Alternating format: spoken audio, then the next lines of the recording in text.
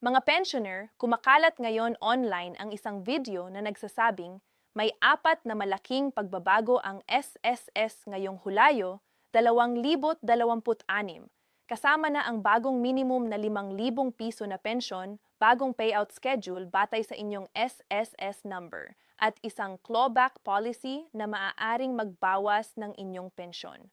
Bago kayo magpanik o mag-expect ng maling impormasyon, panoorin muna ninyo ito dahil susuriin natin ang bawat claim at ipapakita natin kung ano talaga ang totoo base sa opisyal na circular ng SSS.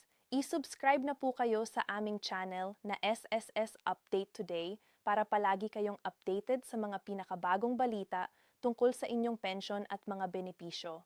At bago tayo magsimula, comment na po kayo sa baba at sabihin kung saang city o probinsya kayo nanood ngayon. Ito ay nagbibigay sa akin ng malaking motibasyon na patuloy na gumawa ng mga video para sa inyo.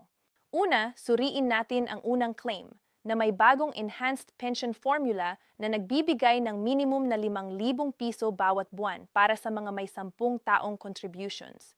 Hindi po ito totoo. Ang opisyal na computation ng SSS pension ay hindi nagbago. Ginagamit pa rin ang tatlong formula sa ilalim ng batas at ang guaranteed minimum na pensyon ay 1,200 piso kung ang inyong credited years of service ay mababa sa 10 taon o 2,000 piso kung 10 taon o higit pa. Dagdag ang 1,000 piso na regular na add-on ng SSS. Ibig sabihin, ang tunay na minimum na matatanggap ninyo ay nasa pagitan ng 2,200 piso hanggang 3,000 piso, hindi 5,000 piso. Ang totoong pagbabago na kasalukuyang ipinapatupad ng SSS ay ang Pension Reform Program, kung saan tumataas ng 10% bawat taon ang pensyon ng retirement at disability pensioner mula 2,025 hanggang 2,027 at 5% naman para sa survivor pensioner. Pangalawa, suriin natin ang claim na may bagong payout schedule batay sa huling 2 digit ng inyong SSS number.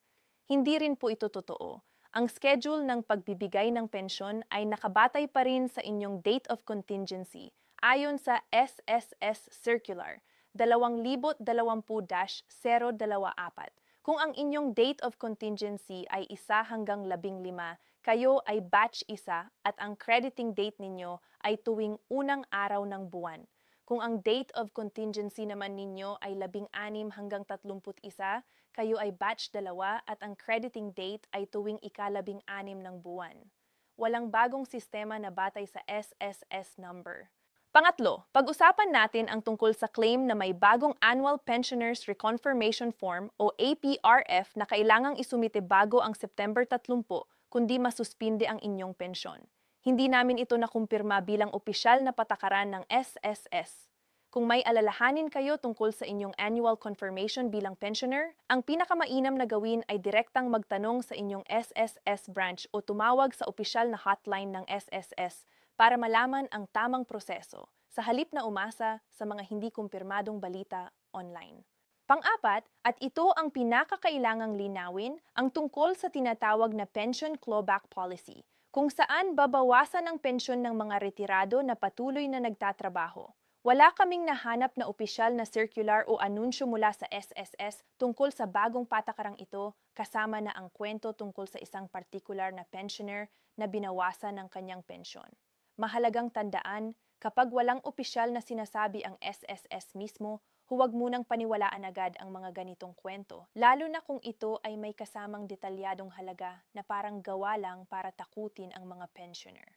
Bilang buod, huwag basta-basta paniwalaan ang mga video o post na nagsasabing may malaking pagbabago sa SSS kung walang direktang sanggunian sa opisyal na circular ng SSS. Ang mga totoong kasalukuyang update, ang Pension Reform Program na nagdaragdag ng 10% taon-taon hanggang 2027 at ang matagal ng umiiral na batch schedule base sa date of contingency. Kung may alinlangan kayo, huwag kayong mahiyang pumunta mismo sa inyong SSS branch o bisitahin ang opisyal na website ng SSS para makumpirma bago kayo maniwala o mag-alala ng wala sa lugar. I-subscribe na sa aming channel na SSS Update Today para palagi kayong updated at para mas mabilis na makuha ang aming susunod na video na puno ng mahahalagang impormasyon para sa inyo.